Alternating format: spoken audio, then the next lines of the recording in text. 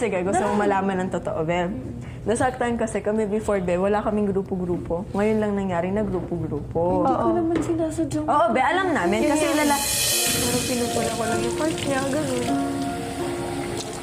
Hindi ko okay lang po. may papaliwanag ko sa'yo, ha? Hindi, mamaya pagtulog yun na lang. Doon kayo mabuta. Mamaya pagtulog. Hindi, okay lang. Mamaya pagtulog na. Gusto ba yung may hapat? Ha? Yung hapat, mag-isip. Sandali, papaliwanag ko lang kasi hindi naman kasi ganito, kami wala kayong problema kahit ano. Pero kami, yun yung napapansin namin sa'yo, alam mo yan? Ako, katulad ng sabi ko kayo, ako, wala sa akin problema kahit ano siya, wala akong pakialam. Diba sinabi, wala talagang problema. Wala kami Beb pakialam, pero yun, katulad sa amin, ano yung napapansin, ano ba yung ano, alam mo yun. Sabi ko nga sa kanila Kaya na lang Kuya Michael. sabi ko nga sa kanila, hindi, sabi ko, Bakit anong kasi? Yung boyfriend ko, iwan ako. kasi iba-ibang tao yung nandito, iba-iba tayo. Kunyari, naiintindihan namin kung sanay ka ng ganyan kasi yung mga friends mo ganyan. Oo, ganun kayo. Kaya lang be, yung napasukan mong bahay na yung ugali parang probinsya, probinsya. Kumbaga, bago kami nakarating dito, be, nagtsaga kami, lahat ng ibang tao, nakadeal namin. Kaya marunong kami humarap kahit kanino nagagets mo. Nagigets ko na. Pero hindi mo naman kasalanan kasi napalaki ka ganyan. Sa mga friends mo naman, for sure, mabait ka para sa kanila. Kaya ka siguro may kaibigan sa labas, for sure. Pero yung akin lang, sinabi ni Kuya yung yun nga, yung sinabi mo na parang meron pa rin akong ano. Ako wala na akong pakialam. Kung may nasasabi man ako, kumbaga parang wala na siyang magagawa doon. Yun i-opinion na lang ng bawat isa. Wala man siyang dapat baguhin.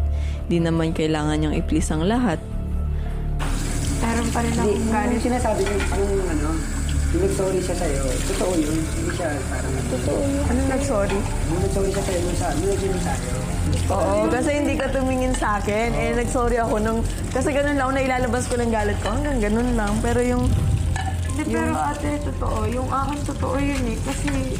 Kasi hindi ka umimik nun, kaya na-misinterpret namin. Kaya sabi ko rin kay Kuya nung kinausap ako, yung sinasabi Kuya, nila. nag-sorry na po ako. Basta nagawa ko na yung part ko. So, magpo-focus na lang kami sa laban. Pero wala naman kaming gagawing masama sa'yo. Hindi mo namin sasaktan. Oo, kumbaga kami, Hindi naman be. sila. Yun lang yung tingin namin. Kasi Pero, ganito. Baka yung saksan. Like, kasi kaya naman ako dumidikit na kila Kuya Michael. Kasi sige, gusto mo malaman ng totoo, Beb. Nasaktan kasi kami before, Beb, wala kaming grupo-grupo. Ngayon lang nangyari na grupo-grupo. hindi ko naman sinasadyang. Oo, be, alam namin. Kasi maganda ka, alam mo yun sa sarili mo. So, saka malambing ka. Actually, tinanong ko nga si S-Love, kamusta si Trisha? Kasi hindi naman namin ikaw nakakapos. Kamusta si Trisha? Sabi niya, okay lang naman. Sabi ko, malambing siya. Sabi niya, oo, malambing siya. Naiintindihan kasi sa kanila, wala lang naman. Alam mo yun. Pero, kung kami ba yung nakakakita, kasama mo rin kami sa bahay, parang nasasagot mo. Nagrupo-grupo. Saka, parang anong pagkakaiba namin sa kanila? Hindi ate, wala naman akong problema sa inyo. Kaya lang, yun yung pag napapansin kong parang, ayun nga, yung parang umiiwas kayo, gano'n. Hindi kami umiiwas. Tinatawag ka nga namin para sa girl talk. Pre, aminin niyo pre, mabait si Trisha. Oo. Mabait. Pag nagigitaw siya, nasasaktan ako pre, namin ko sa inyo. Lalo na yung una pre, yung sinasabi niyo ng taray. Nasasaktan ako nun, siyempre. Unang expression ko, ganun. Tapos, Siyempre, ganun hindi mo yung nangyari. Ako pre, nasaktan ako nun namin Hindi sa mo inyo. kasi makikita yung ano niya, panloob ng ano eh. Pero ayos yun. Nang magkabati-bati na sila. Was there ever a time nangyari sa'yo yung nangyayari kay Trisha? Opo. Nung mga ganong edad din ako, Kuya. Hindi ko, Kuya, alam kung lumaki ba yung ulo ko ng mga panahong yon. Birthday ko no, naglagay sila ng libong itim sa mga ID nila eh. Saka bracelet, saka ako binating happy birthday. Nung second year. Masakit po kasi parang... Oo nga, no. Parang wala naman akong ginagawa sa kanila. Kaya lang, Kuya, katulad ko nga, naranasan ko yon. Sa karanasan ko na yon, natuto naman ako. Balang araw, Kuya, malalaman niya rin.